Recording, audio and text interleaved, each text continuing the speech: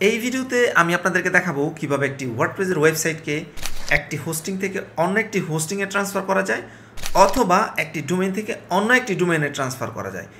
ধরুন আপনার একটি ওয়েবসাইট আছে, এর নাম হচ্ছে shop1। এখন কোনো কারণে আপনি এই ওয়েবসাইটের নামটাকে পরিবর্তন করতে চাচ্ছেন, আপনি চাচ্ছেন আপনার নতুন ওয়েবসাইটের নামটা হোক shop2। এই ভিডিওতে আমি আপনাদেরকে দেখাবো কিভাবে shop1কে shop2তে ট্রান্সফার করা যায়।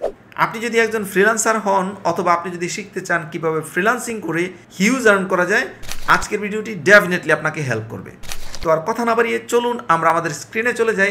এই মুহূর্তে আমি আছি আমার আপওয়ার্ক প্রোফাইলে এবং আমার আপওয়ার্ক প্রোফাইলের একটি মাইগ্রেশন প্রজেক্টের দিকে যদি খেয়াল করি, দেখবেন যে আমি একটি ওয়ার্ডপ্রেস ওয়েবসাইট ট্রান্সফার করার জন্য $253 বেশি চার্জ করেছি।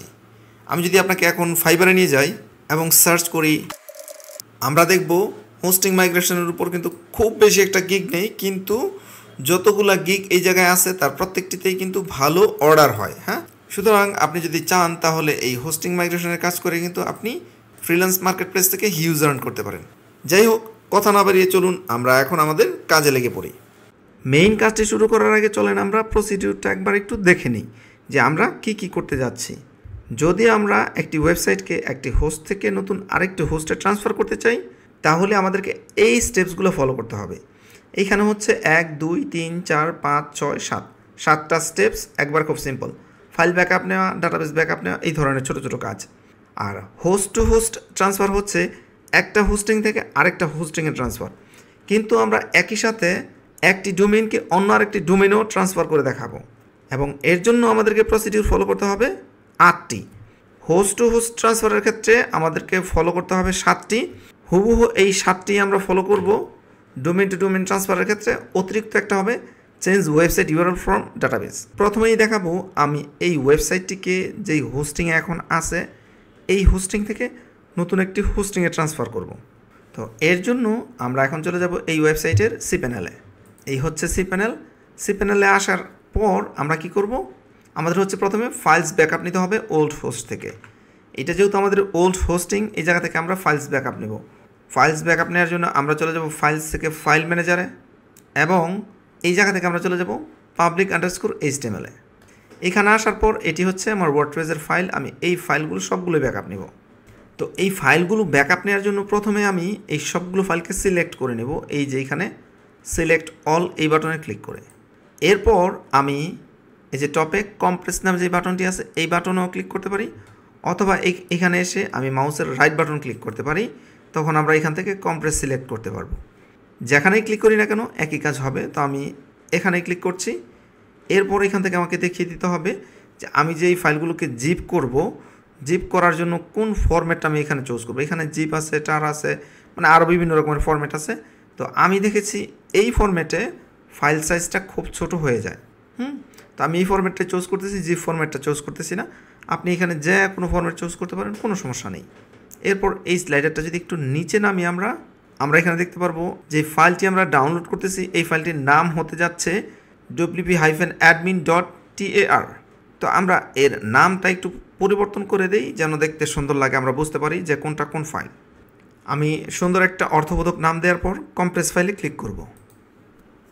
খুব অল্প সময়ের মধ্যেই আমাদের এই কম্প্রেশন সাকসেসফুল হয়ে যাবে। তখন আমরা এটাকে ক্লোজ করে দেব। এরপর এই যেই ফাইলটি আমরা কম্প্রেস করেছি এই ফাইলটিকে ডাউনলোড করব। আমরা এখানে রাইট বাটনে ক্লিক করে আমরা ডাউনলোড বাটনে ক্লিক করতে পারি, অথবা এই ফাইলটি সিলেক্ট থাকা অবস্থায় টপ থেকেও ডাউনলোড বাটনে ক্লিক করতে পারি। একই কাজ হবে। আমি এখানে ক্লিক করছি, ফাইলটি ডাউনলোড হওয়া শুরু হয়েছে এবং খুব অল্প সময়ের মধ্যে এই ফাইলটি ডাউনলোডও সম্পন্ন হয়ে যাবে। এটা ডিপেন্ড করবে আপনার ইন্টারনেট স্পিডের উপর। এবং এর মধ্য দিয়ে আমাদের যে প্রথম steps file backup from old host এটা সম্পন্ন হয়েছে এবং এর পরবর্তী কাজ হচ্ছে আমাদের database backup from old host. তো চলেন আমরা ডাটাবেসটাকে ব্যাকআপ নিই। ডাটাবেস ব্যাকআপ নেওয়ার জন্য আমি আবার চলে আসবো আমার সি প্যানেলে। সি প্যানেল থেকে নিচের দিকে যদি আমি আসলে এখানে দেখব ডাটাবেস থেকে চলে যাব php/admin-এ। এরপর এখান থেকে আমি আমার ডাটাবেসটিকে সিলেক্ট করব। এইখানে আসার পর আপনি যদি দেখেন যে একাধিক ডাটাবেস এখানে আছে, সেক্ষেত্রে আপনি যদি খুঁজে না পান যে কোনটা আপনার ডাটাবেস, এর জন্য আপনি যা করতে পারেন, আপনি আপনার যেই ওয়েবসাইটের ফাইলসগুলো আছে ওয়ার্ডপ্রেসের, এই ফাইলস থেকে চলে আসবেন wp-config.php। এই ফাইলটিকে এডিট করলে এখানে আপনি ডাটাবেস নেম, ডাটাবেসের ইউজার নেম এবং ডাটাবেসের পাসওয়ার্ড দেখতে পারবেন। তো আমার এখানে এই মুহূর্তে একটি ডাটাবেসে আছে, সুতরাং আমার এটা বুঝতে কোনো সমস্যা নাই যে এটা আমার ডাটাবেস। এইখানে আসার পর আমি এই ডাটাবেসের মধ্যে ক্লিক করব। ক্লিক করার পর এই ডাটাবেসটি এখানে লোড হবে। লোড হওয়ার পর আমি যা করব, জাস্ট ক্লিক করার পর এইখানে লোড হওয়ার পর আমি এখানে টপে এক্সপোর্ট যে বাটন আছে এই বাটনে ক্লিক করব। এখানে যা আছে যেমন আছে তেমনই রেখে আমি জাস্ট এক্সপোর্ট বাটনে ক্লিক করব। অল্প সময়ের মধ্যে আমাদের ডাটাবেসটিও ডাউনলোড হয়ে যাবে এবং এর মধ্য দিয়ে আমাদের দ্বিতীয় steps database backup from old host is done. এখন আমাদের করতে হবে কি, আমাদের করতে হবে নেম সার্ভার চেঞ্জ করতে হবে। এই কাজটা একবার প্রিটি সিম্পল একটা কাজ, চলেন এটা আমি আপনাদেরকে দেখাই। নেম সার্ভার চেঞ্জ করতে হবে ডোমেইন থেকে। আপনি যদি ডোমেইন কিনে থাকেন নেমচিপ থেকে, আপনি যদি ডোমেইন কিনে থাকেন ব্লু হোস্ট থেকে, আপনি যদি ডোমেইন কিনে থাকেন হোস্টগেটর থেকে, যে কোনো জায়গা থেকে আপনি ডোমেইন কেনেন না কেন, আপনাকে একটা প্যানেল দেওয়া হবে যেখানে আপনি আপনার ডোমেইনটাকে ম্যানেজ করবেন। ফর এক্সাম্পল এই যেই ডোমেইনটি আছে আমার এখানে, এই ডোমেইনের ডান পাশে দেখেন ম্যানেজ নামে একটা অপশন আছে। এইখান থেকে আমি এই কাজটা করতে পারি, অথবা দেখেন এই যে বাম পাশে আমার আছে ডোমেইন লিস্ট, আমি ডোমেইন লিস্টে ক্লিক করব। ডোমেইন লিস্টে ক্লিক করার পরও কিন্তু দেখেন এই যে ডোমেইন এবং এই পাশে আমি ম্যানেজ নামে একটা অপশন পাচ্ছি। তো আপনি যে কোনো জায়গা থেকে এই ডোমেইন কেনেন না কেন, এই ডোমেইনকে ম্যানেজ করার জন্য আপনি একটা অপশন পাবেন। তো এখানে সরাসরি আমি ম্যানেজ বাটনে ক্লিক করব। ক্লিক করার পর এই যে দেখেন নেম সার্ভার, ঠিক আছে। আপনি নেম সার্ভারটাকে খুঁজে বের করবেন, খুঁজে বের করে এই জায়গায় বাই ডিফল্ট আপনার এই রকমের থাকে, যেহেতু আমি এখন নেমচিপে আছি এরকমের থাকতে পারে নেমচিপ বেসিক ডিএনএস। যদি আপনি একই হোস্টিং থেকে ডোমেইন এবং হোস্টিং কিনেন সেক্ষেত্রে কিন্তু আপনার এই নেম সার্ভার পরিবর্তন করতে হবে না। কিন্তু যদি আপনার ডোমেইন এবং হোস্টিং আলাদা আলাদা ওয়েবসাইট থেকে হয়, যেমন ডোমেইন কিনলেন আপনি নেমচিপ থেকে, হোস্টিং কিনছেন আপনি একজন হোস্ট থেকে, সেক্ষেত্রে আপনাকে কী করতে হবে, সেক্ষেত্রে আপনাকে কাস্টম ডিএনএস করতে হবে। যদি একই জায়গা থেকে ডোমেইন এবং হোস্টিং হয়, সেটা নেমচিপ হোক, হোস্টগেটর হোক, হোস্টিঙ্গার হোক, যে কোনো জায়গা হোক, কোনো সমস্যা নেই। কিন্তু যদি এক সাইট থেকে ডোমেইন কিনেন এবং অন্য সাইট থেকে হোস্টিং কেনেন, সেক্ষেত্রে আপনাকে কাস্টম ডিএনএস সেট করতে হবে। তো আমি কাস্টম ডিএনএস সেট করে আমি আমার যে ডিএনএস আছে সেই ডিএনএসটাকে এখানে বসিয়ে দিব এবং আমি এই নেম সার্ভার 1 এবং নেম সার্ভার 2 বসানোর পর এইখানে টিক চিহ্নে ক্লিক করে সেভ করে দিব এবং এর মধ্য দিয়ে আমাদের তৃতীয় স্টেপস ডান। এখন আমরা কি করব, এখন আমরা ফাইল আপলোড করব নতুন যে হোস্টিংয়ে আমরা আমাদের ওয়েবসাইটটিকে ট্রান্সফার করছি সেইখানে, এবং এর জন্য আমি লগ ইন হয়ে যাব আমাদের যে নতুন হোস্টিং আছে সেই নতুন হোস্টিংয়ের সি প্যানেলে। এখানে আমি ইউজার নেম এবং পাসওয়ার্ড দিয়ে এই সি প্যানেলে লগ ইন হয়ে যাব। নতুন হোস্টিংয়ের সি প্যানেলে আসার পর প্রথমে আমাকে যে কাজটা করতে হবে, এখানে আমি ঢুকে যাব হচ্ছে ফাইল ম্যানেজারে। ফাইল ম্যানেজার থেকে public_html, এখানে আসলে দেখব যে এই ফোল্ডারটি টোটালি ব্ল্যাঙ্ক। আমরা পুরনো হোস্টিং থেকে যেই ব্যাকআপ ফাইলগুলো নিয়েছিলাম, এই ফাইল এবং ডাটাবেস নিয়েছিলাম, এই জায়গায় আমি ফাইলটিকে আপলোড করে দিব। এই ফাইলটি আপলোড করার জন্য প্রথমে আমি এখানে আপলোড বাটনে ক্লিক করব এবং সিলেক্টে ক্লিক করে আমি যেই ফোল্ডারে আমার ফাইলসগুলো ব্যাকআপ রেখেছিলাম সেই ফোল্ডারে চলে যাব। এখান থেকে আমি এই ফাইলগুলোকে এখানে আপলোড করে দেব। ডাটাবেস কিন্তু না, আমরা কিন্তু ফাইল আপলোড করতেছি। ফাইল আপলোড সম্পন্ন হয়েছে, আমরা এই ফাইলটিকে এখন এক্সট্রাক্ট করে দেব। আমরা এই ফাইলটি সিলেক্ট করে রাইট বাটন ক্লিক করে এক্সট্রাক্ট করে দিতে পারি, অথবা এখানে ক্লিক করে আমরা এক্সট্রাক্ট করে দিতে পারি। তো এক্সট্রাক্ট করবো কোথায়, আমরা ফোল্ডার public_html এই জায়গায় থাকুক, দেন এক্সট্রাক্ট ফাইলস। আমাদের ফাইল এক্সট্রাক্ট সম্পন্ন হয়েছে। এখন আমাদের যে এই যে ব্যাকআপটি আছে এই ব্যাকআপটি আমরা ডিলিট করে দিতে পারি। এর মধ্য দিয়ে আমাদের যে চতুর্থ steps file upload two new host এটা সম্পন্ন হয়েছে। এখন আমাদের কি করতে হবে, পঞ্চম স্টেপসে কাজ করতে হবে।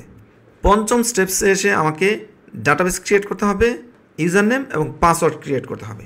এর জন্য আমি চলে যাব আমার যে নতুন হোস্টিংয়ের সি প্যানেল আছে এই সি প্যানেলের ডাটাবেস সেকশনে।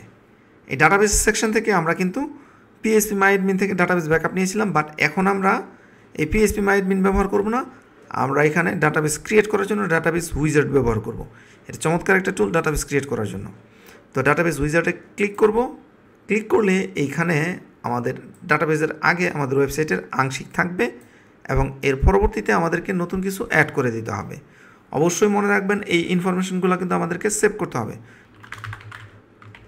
আমি এখানে ডাটাবেস নাম লিখব, তারপর হচ্ছে ডাটাবেস ইউজার নেম এবং ডাটাবেস পাসওয়ার্ড।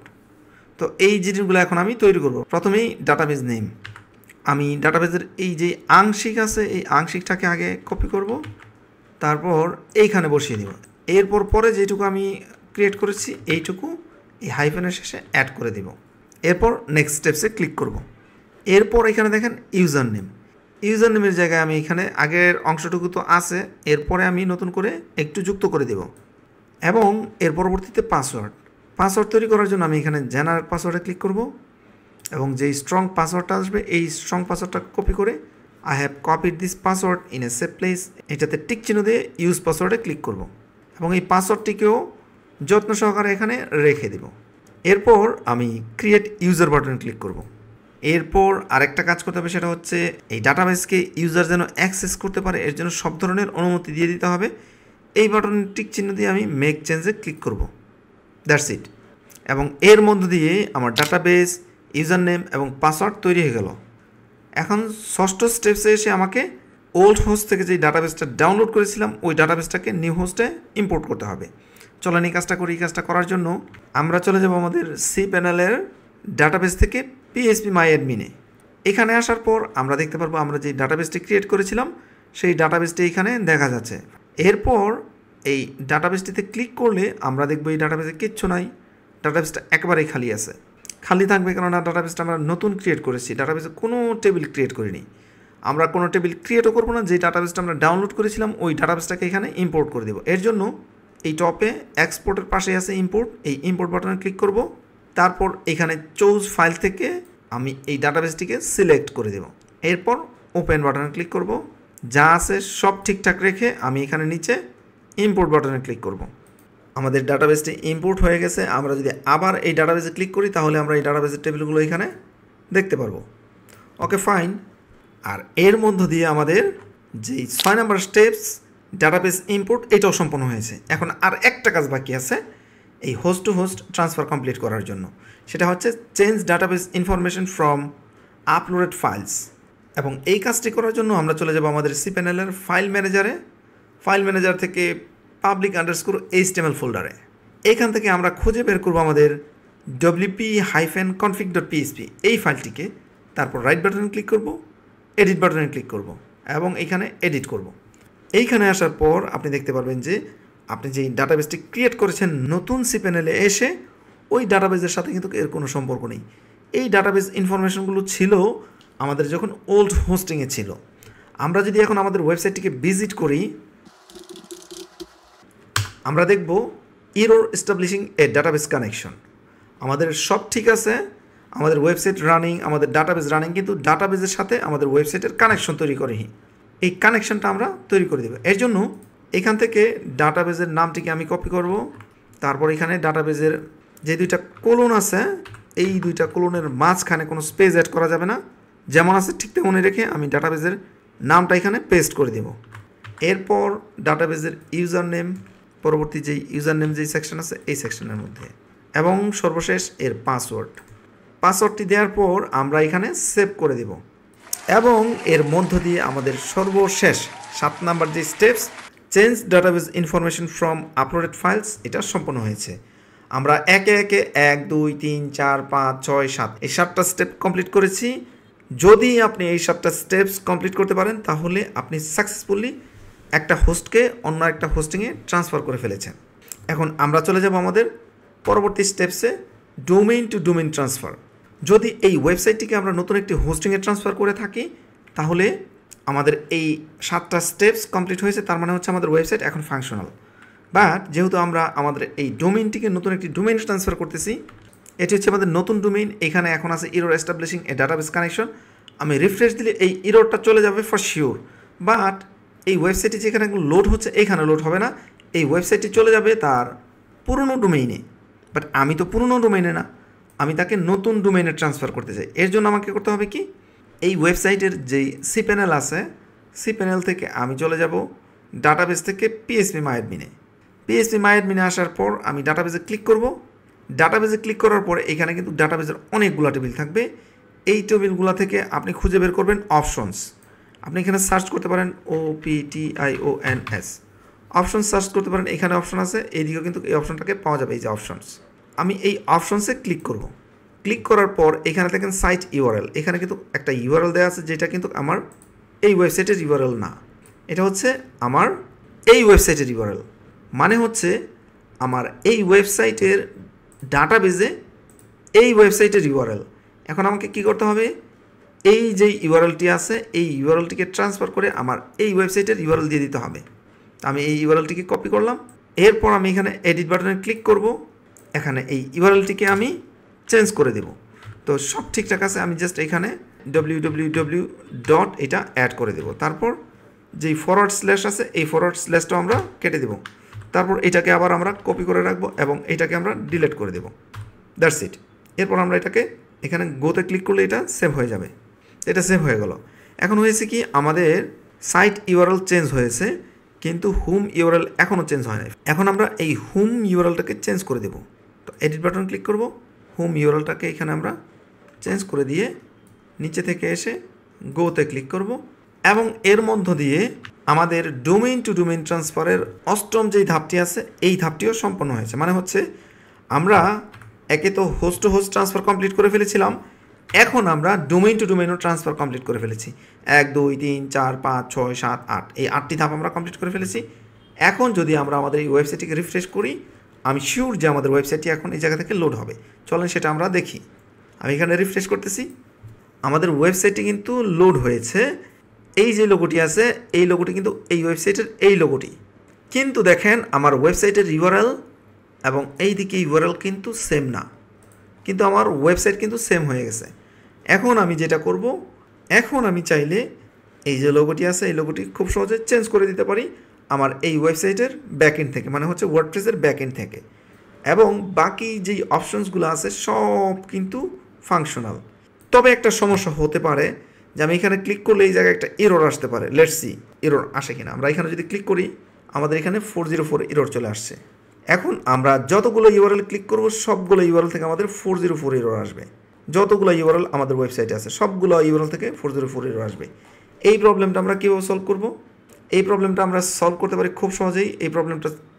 এই প্রবলেমটা সলভ করার জন্য আমরা চলে যাবো আমাদের এই ওয়েবসাইটের ব্যাকএন্ড থেকে সেটিংস থেকে পারমালিংয়ে এসে যা আছে তার সব ঠিকঠাক রেখে আমরা জাস্ট এখানে সেভ চেঞ্জেস বাটনে ক্লিক করব।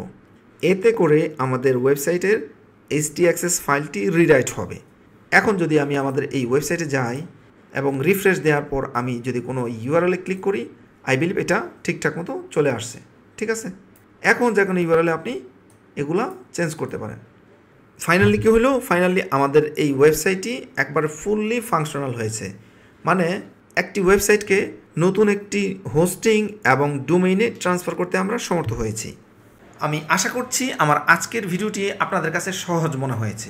পুরো ভিডিও জুড়ে আমি চেষ্টা করেছি বিষয়টিকে সহজভাবে উপস্থাপন করার জন্য। এরপরেও যদি আপনাদের কোনো প্রশ্ন বা সাজেশন থাকে অবশ্যই ভিডিওর নিচে কমেন্ট করবেন, আমি অবশ্যই আপনাদেরকে রিপ্লাই ব্যাক করব। শীঘ্রই দেখা হচ্ছে নতুন কোনো ভিডিওতে। সে পর্যন্ত সবাই ভালো থাকুন, সুস্থ থাকুন, সেই প্রত্যাশায় আজ বিদায় নিচ্ছি। আল্লাহ হাফেজ।